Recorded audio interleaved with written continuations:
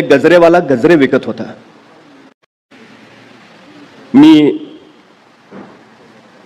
येता येता पुण्यात महात्मा फुले मंडईच्या तिथं होतो. ड्रायव्हरला सांगितलं गाडी आत पार्किंगला लाव. तो गाडी आत लावायला गेला म्हणून मी बाहेर उभा राहिलो. तिथे एक गजरेवाला गजरे विकत होता. साहजिकच माझं त्याकडे लक्ष व्हायचं काही कारण नव्हतं, पण त्याची बोलण्याची विशिष्ट जी पद्धत होती, त्याचं गजरे विकण्याचं जे कौशल्य होतं, त्याच्यामुळे साहजिकच मी त्याच्याकडे आकर्षीला गेलो. तो गजरे विकताना असं सांगत होता, ओ ताई गजरा घ्या, 1 महिना सुकणार नाही. ओ काकू गजरा घ्या, 1 महिना सुकणार नाही. ओ मॅडम गजरा घ्या, 1 महिना सुकणार नाही. येणाऱ्या जाणाऱ्या महिलांना ते बोलणं ऐकून आश्चर्य वाटायचं. असला कसला गजरा, 1 महिना सुकणार नाही. त्या पाठीमागा वळायच्या आणि पटकन गजरा विकत घेऊन टाकायच्या. 15 मिनिटात त्याची पाठी रिकामी झाली. मला मोठं कौतुक वाटलं आणि आश्चर्यही वाटलं.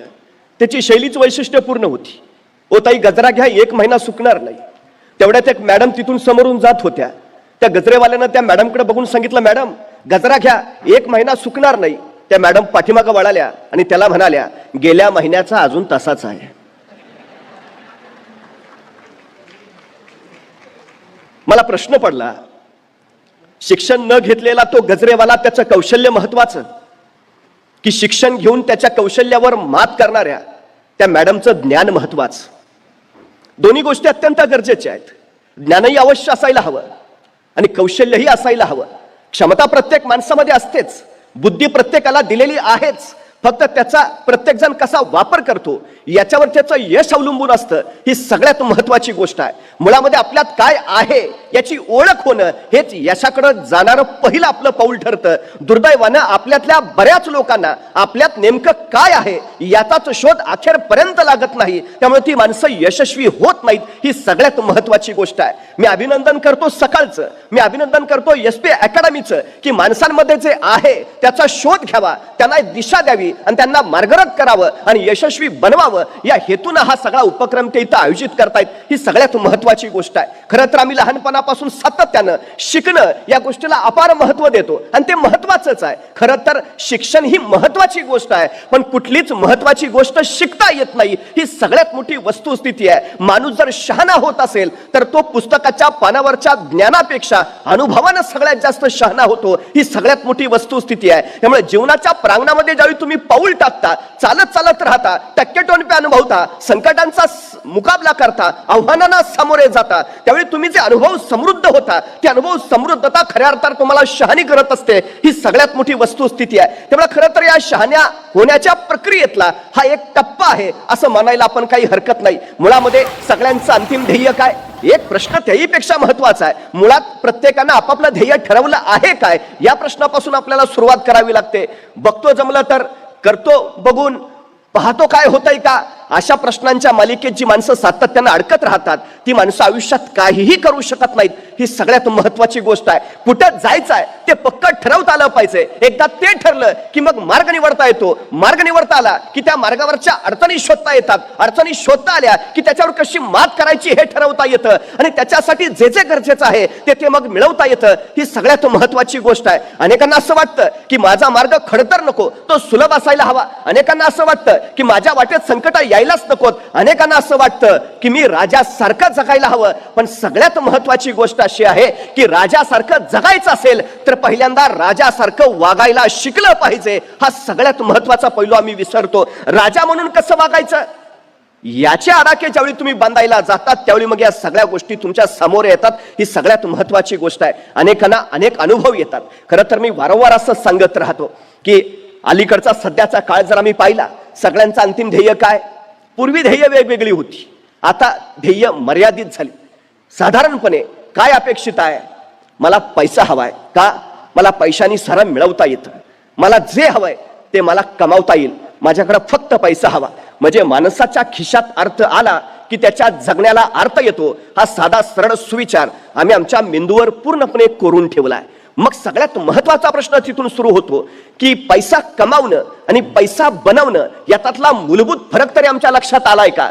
जो पैसा कमावतो तो पैसा गमावतोही, पण जो पैसा बनवतो त्याला गमावण्याची भीती नसते. ही सगळ्यात महत्वाची गोष्ट आहे. त्यामुळे आम्ही नेमकं कुठल्या मार्गाने जाणार आहोत याचाही विचार आम्ही प्रामुख्यानं करायला हवा. आता याच्यामध्ये आणखी 2 टप्पे आहेत. आम्ही शिक्षण शिक्षण शिक्षण सतत म्हणतो आणि समाजामध्ये जो उच्च शिक्षित आहे त्याला प्रतिष्ठा आहेच. त्या शिक्षणाच्या जोरावर आम्ही उत्तम नोकरी मिळवतो, नोकरीच्या जोरावर आम्ही उत्तम पगार मिळवतो आणि पगाराच्या जोरावर आम्ही जीवनातली सगळी सुख हस्तगत करतो. त्यामुळे समाजामध्ये नोकरी शिक्षण या गोष्टीला प्रतिष्ठा आहेच, याच्याबद्दल अजिबात शंका नाही. पण प्रश्न असा आहे की पूर्वीचा काळ वेगळा होता, कारण उपलब्ध नोकऱ्यांची संख्या आणि ग्रॅज्युएट झालेल्यांची संख्या याच्यात तफावत होती.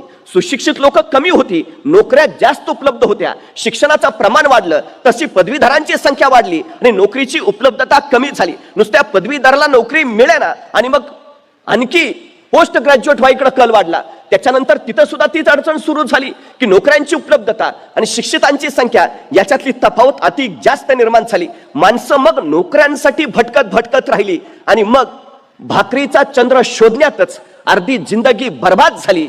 अशी ही उदाहरणं आम्ही जागोजागी पाहायला लागलो. प्रश्न असा आहे की खरं शिक्षण महत्वाचं आहे का? मुळात एक गोष्ट आम्ही लक्षात घेतली पाहिजे, गरजेचंच आहे, पण त्याच्या पलीकडे दुसरे पर्याय आपल्याकडे नाहीत का? त्या पर्यायांचा शोध आम्ही घेतलाय का? नोकरी मिळाली नाही, आता आयुष्याचं काही खरं नाही, आम्ही सरळ सरळ निराश होऊन जातो. पण एक गोष्ट कायम लक्षात ठेवा, ज्यावेळी आपल्यासाठी एक दरवाजा बंद होतो त्यावेळी नियती आपल्यासाठी इतर 10 दरवाजे उघडून ठेवत असते. पण दुर्दैवानं त्या बंद झालेल्या दरवाजावरच आम्ही धडका मारत राहतो, डोकं फोडून घेतो, पण इतर 10 दरवाजे उघडे आहेत त्याचा शोध घेणंच मुळात नाकारतो. ही आमची सगळ्यात मोठी शोकांतिका आहे. आम्ही शोध घेतले पाहिजेत, हा सगळ्यात महत्वाचा विषय आहे. एक प्राचीन मंदिर होतं, देशोदेशीचे भक्तगण तिथं यायचे आणि त्या मंदिराचे ट्रस्टी बदलले. ट्रस्टी बदलल्यावर त्यांनी नवीन नियम काढला की मंदिरात काम करणाऱ्या प्रत्येकाला इंग्रजी हे आलंच पाहिजे, इंग्रजी कंपल्सरी. आता त्या मंदिरात अनेक लोक काम करत होते, इंग्रजी येत होतं असं नाही, ज्यांना इंग्रजी येत नव्हतं त्यांनी इंग्रजी शिकण्यासाठी प्रवृत्त केलं. काही लोकांना शिकून इंग्रजी आलं. पण त्याच मंदिरात गेली 30 वर्ष एक घंटा वाजवणारा माणूस होता, ज्याचं काम फक्त घंटा वाजवायची एवढंच होतं. त्यालाही सांगितलं तुला इंग्रजी आलं पाहिजे. 55 वर्ष वयाच्या त्या गृहस्थानं विचारलं, माझं काम घंटा वाजवण्याचं आहे, मला इंग्रजी येऊन काय उपयोग? मला घंटा कुठे इंग्रजीतनं वाजवायची आहे? नाही आलं तरी चालेल की? ट्रस्टीने सांगितलं नाही, नियम म्हणजे नियम. तुला जर नोकरी टिकवायची असेल तर तुला इंग्रजी आलंच पाहिजे. 55 वर्षाच्या त्या गृहस्थानं त्या वयात शिकण्याचा प्रयत्न केला, पण दुर्दैवानं त्याला ते जमलं नाही. अखेर नाईलाजानं त्याला ती घंटा वाजवण्याची नोकरी सोडावी लागली. आता नोकरी सुटली, करावं काय? तो रडत बसला, हताश झाला. आत्महत्येचा मार्ग त्यांनी पत्करला नाही. त्यांनी विचार केला, जगायला तर हवं, न रडता लढायला तर हवं. काय करता येईल? मला संधी आजूबाजूला आहेत का? आणि त्याच्या लक्षात आलं मंदिर प्राचीन आहे, गावोगावीचे देशोदेशीचे भक्त येतात, गर्दी प्रचंड आहे, पण या मंदिराच्या आवारात जर कुणाला चहा प्यावासा वाटला तर तिथं एकही चहाचं दुकान नाही. जगण्यासाठी, पोटाची खळगी भरण्यासाठी त्यांनी मंदिराच्या बाहेरच्या आवारात एक छोटी चहाची टपरी टाकली आणि बघता बघता तिथं दुसरी चहाची टपरी नव्हती, उपलब्धताच नव्हती. आपोआप त्याचं चहाचं दुकान उत्तम चालायला लागलं. कौशल्य होतच, चवही दिली. बघता बघता त्याचा धंदा आणखी जोरात वाढला. काही दिवसातच त्या छोट्या टपरीचं रूपांतर त्याने एका मध्यम हॉटेलमध्ये केलं, तिथंही बरकत आली. बघता बघता त्यांनी मोठं हॉटेल बांधलं, आणखी पैसा येत राहिला. बघता बघता त्यांनी 3 स्टार हॉटेल तयार केलं, तेही अफाट चाललं. 5 स्टार हॉटेल त्यांनी बांधलं. त्या 5 स्टार हॉटेलमध्ये देशो विदेशाची लोक यायला लागली, राहायला लागली. तिथलं व्यवस्थापन, तिथलं नियोजन बघून भारावून जायला लागली. असंच एक अमेरिकेचं शिष्टमंडळ त्या 5 स्टार हॉटेलमध्ये मुक्कामाला होतं. तिथलं व्यवस्थापन, नियोजन बघितलं आणि त्या शिष्टमंडळाने इच्छा व्यक्त केली, या हॉटेलच्या मालकाला आम्हाला भेटायचं आहे. आणि मग सगळ्यांनी याला धरून पुढे आणलं. ते अमेरिकन लोक इंग्रजीतनं बोलतायत, हा पट्ट्या फक्त मान हलवतोय, संवादच काय होईना. आणि मग शेवटी जो तिथे एक जण होता त्याला कळून चुकलं, भाषेची अडचण आहे, इंग्रजी येत नसल्यामुळे हा संवाद होत नाही. त्यांनी हळूच त्याला विचारलं, काय हो, एवढ्या 5 स्टार हॉटेलचे आपण मालक आणि तुम्हाला इंग्रजी येत नाही? तुम्ही इंग्रजी शिकला नाही? तसा तो माणूस म्हटला, इंग्रजी शिकलो असतो तर अजून मंदिरात घंटाच वाजवत बसलो असतो.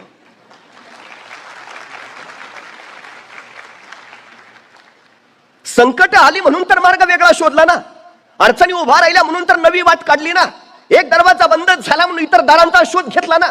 आम्ही रडत का बसतो? न्यूनगंड का मनात ठेवतो? अनेक लोकांना सगळ्यात मोठा न्यूनगंड आहे, जगाच्या बाजारपेठेत टिकायचं असेल इंग्रजी आलं पाहिजे. का? संवाद कोणत्याही भाषेत साधता येऊ शकतो. भावना कुठल्याही कृतीतनं व्यक्त करता येऊ शकतात. आम्ही मनामध्ये हे न्यूनगंड ठेवलेत ना, ते पहिल्यांदा काढायला हवेत. सगळ्यात मोठी गोष्ट आहे. मला कौतुक या उपक्रमाचं यासाठी आहे. नोकरी नोकरी नोकरी याच्या पलीकडे काही नाही. अफाट जग आहे सगळं. तुम्ही व्यवसायात यशस्वी होऊ शकता, तुम्ही उद्योगात यशस्वी होऊ शकता, पण अडचण काय आहे? आमच्याकडे पहिल्यापासून एक नियम घालून दिलाय. उत्तम नोकरी, मध्यम व्यापार आणि कनिष्ठ शेती. उद्योगाचा यात संबंधच नाही. तो करूच नाही, ते आपलं कामच नाही. मराठी माणसाला व्यापार जमत नाही, मराठी माणूस उद्योगात यशस्वी होत नाही, या मानसिकतेखाली आम्ही सतत दबतो आहोत. 350 वर्षापूर्वी छत्रपती शिवाजी महाराजांची जहाज युरोप, इराण, तुर्कस्तानला, मस्कतला व्यापार करायला जायची. मराठी माणूस व्यापार करत होता, मराठी माणूस उद्योगात होता, मराठी माणूस व्यवसायामध्ये होता. आम्ही ते विसरलो. आमची अडचण काय झाली आहे? आम्ही निवांत राहायला शिकलो आहे, आम्ही आराम करायला शिकलो आहे. सरकारी नोकरीचं बरं असतं, एकदा चिकटलं की डायरेक्ट रिटायरमेंटच. आधेमध्ये कटकट नाही. 11 ते 5 काम, ठरलेला पगार, निवृत्तीनंतर पेन्शन आणि पोराला आपल्याच जागेवर चिटकवायचं. विषय मिटला, आयुष्य सेट. आम्ही संकुचित मनोवृत्तीनं जगत राहतो. अधिक काही मिळवावं, अधिक काही करावं, ही अधिकची भावना आमच्यात नाही. ही आमची सगळ्यात मोठी अडचण आहे. हा सगळ्यात मोठा विषय आमच्यात आहे. आणि त्याच्याही पेक्षा जर वेगळं काही करायचं झालं तर आमचे आसपासचेच लोक सांगतात, जमणार आहे का, होणार आहे का, त्याचं काय झालं माहित नाही का. मी पहिली गोष्ट सांगतो की नकारात्मकता पेरणाऱ्यांच्या कोशातनं पहिल्यांदा स्वतःला बाजूला करा. SPI अकॅडमीत या, इथं सगळे सकारात्मक ऊर्जा पेरणारी लोक आहेत, तुमचा उत्साह वाढवणारी लोक आहेत, तुम्हाला प्रोत्साहन देणारी लोक आहेत. हे सगळ्यात महत्वाचं आहे. माणसं यशापेक्षा अपयशाचीच भीती जास्त घालतात कुठल्याही नव्या क्षेत्रात उतरायचं झालं तर. आमची सगळ्यात मोठी अडचण आहे. एक जण दुःखी होता, निराश होता, सतत संकट, सतत अडचणी, सतत प्रश्न. एका साधूकडे गेला, मला म्हटलं सुखाचा मंत्र द्या हो, सुखाचा काहीतरी मार्ग सांगा. रोज कटकटी, रोज प्रश्न, रोज समस्या, रोज अडचणी, काही ना काही आहेच. साधू म्हटले, तुला मी सुखाचा मंत्र देतो, फक्त माझं छोटंसं काम करायचं. म्हणे काय? म्हणे शेजारी माझे सगळे उंट ओळीनं बांधलेत, आज रात्रीचा या उंटांना पहारा दे. ज्या क्षणी सगळे उंट झोपलेले तुला दिसतील किंवा बसलेले दिसतील, त्या क्षणी तू माझ्याकडे ये, मी तुला सुखाचा मंत्र देतो. त्याला म्हटलं एवढं सोपं काम, तयार आहे. तो लगेच त्या उंटाकडे गेला, रात्रभर पहारा द्यायला लागला. त्याला वाटलं की काही काही लोक 10ला झोपतात, काही 11ला, काही 12ला, पण 1 वाजेपर्यंत सगळे गाढ होतीलच ना. 1-2 तास थांबावं लागेल. पण 9 वाजले, 10 वाजले, 11 वाजले, 12 वाजले, उंट जागेच. नंतर त्याच्या असं लक्षात आलं, एक बसला की दुसरा उठून उभा राहायचा. आता हा बसेल म्हणून वाट बघावी, तो बसला तोपर्यंत तिसरा उठून उभा राहायचा. आता तिसरा थोड्या वेळात बसेल, तो बसला तोपर्यंत चौथा. अख्खी रात्र त्यातच गेली. सकाळी साधू त्याच्याकडे गेला, काय रे, तू आला नाही सुखाचा मंत्र मागायला? अहो म्हटलं, तुम्ही काय सांगितलेलं? ज्या क्षणी हे सगळे उंट एका वेळी बसतील किंवा झोपतील त्यावेळी माझ्याकडे ये. रात्रभर थकून गेलो, टक्का जागा आहे, अशी वेळच आली नाही की ज्या क्षणी सगळे उंट बसलेत किंवा झोपलेत, एक बसला की दुसरा उठतोच आहे. साधूंनी सांगितलं, बाळा, आयुष्याचं नेमकं असंच आहे. एक संकट संपलं की दुसरं आपोआप उठून उभा राहत असतं.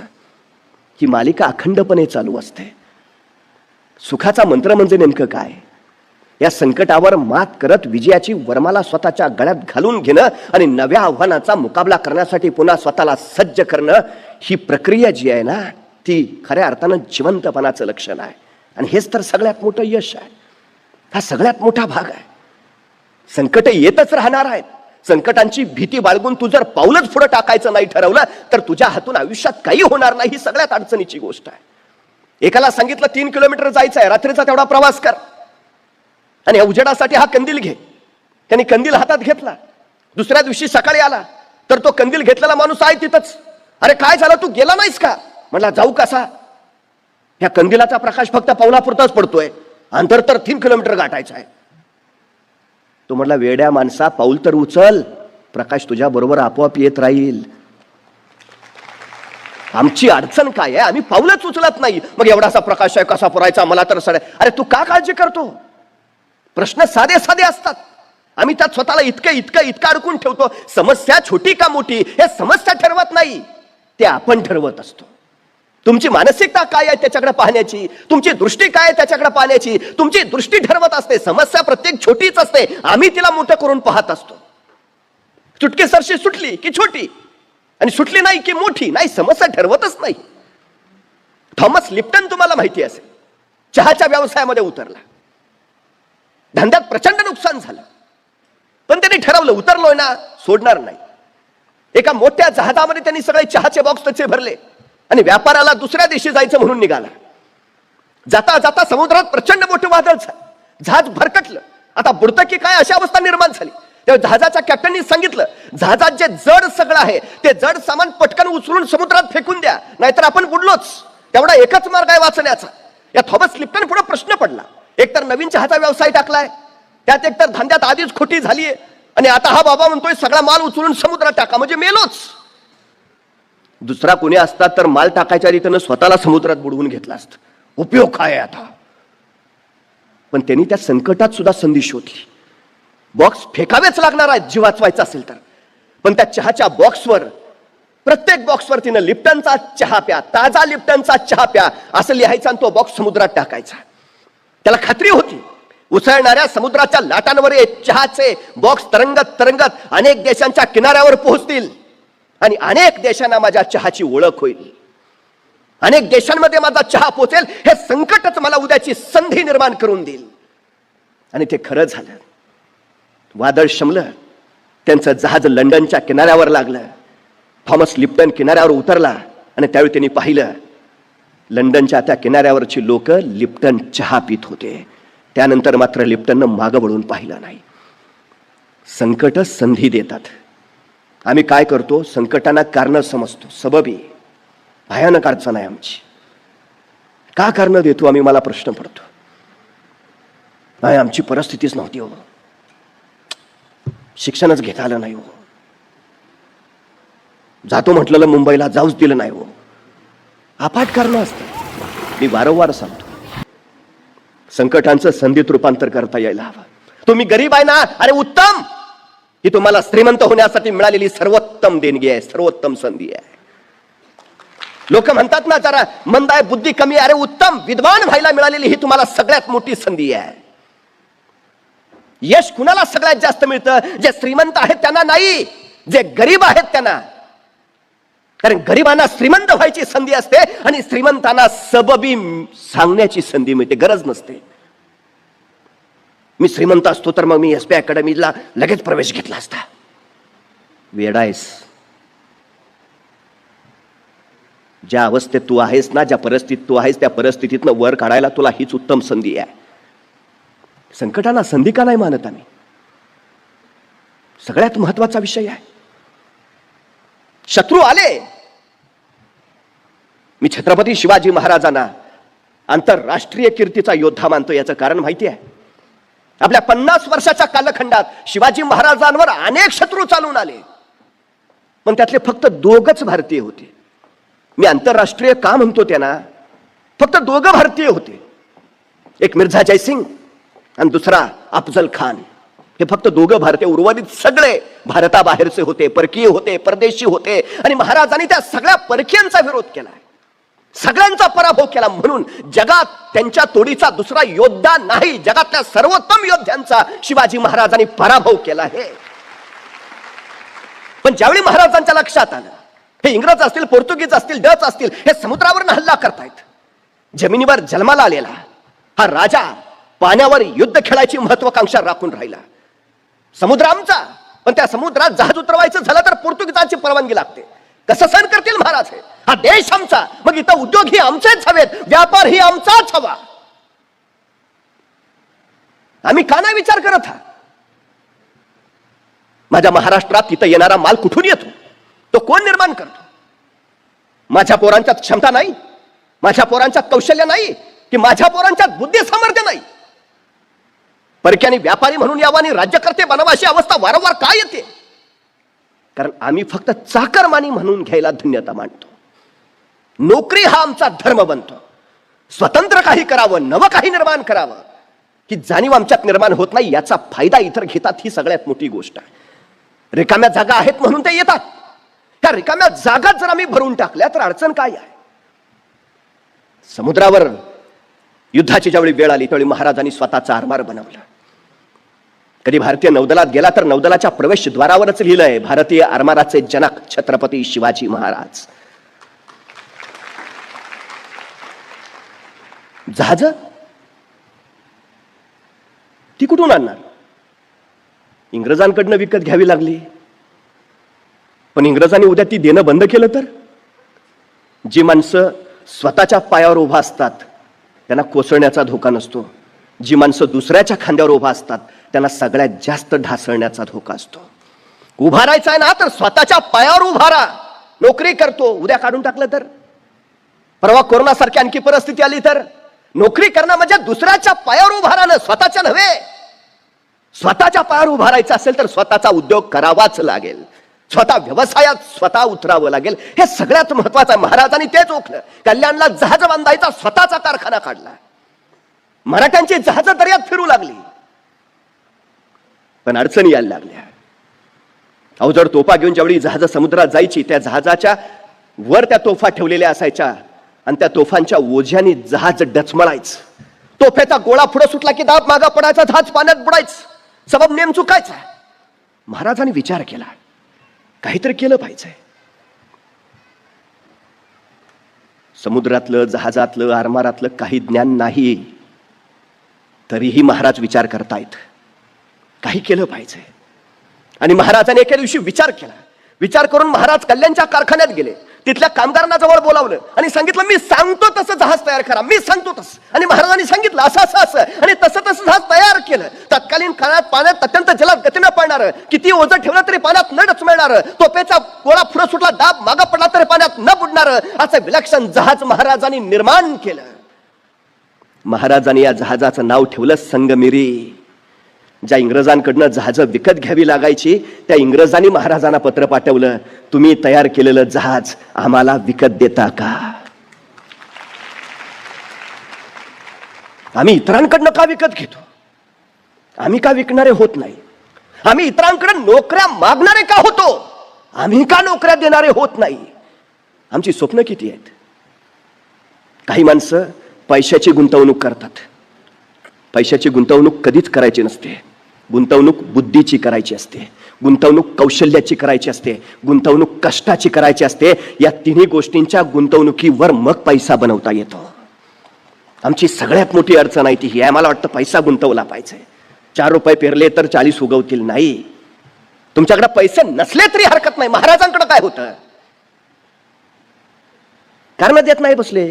कोणी तोफ्या दिल्या तर उडवून म्हणतो, कोणी सैन्य दिलं तर लढीन म्हणतो. मुळात तुम्हाला इच्छा हवीच.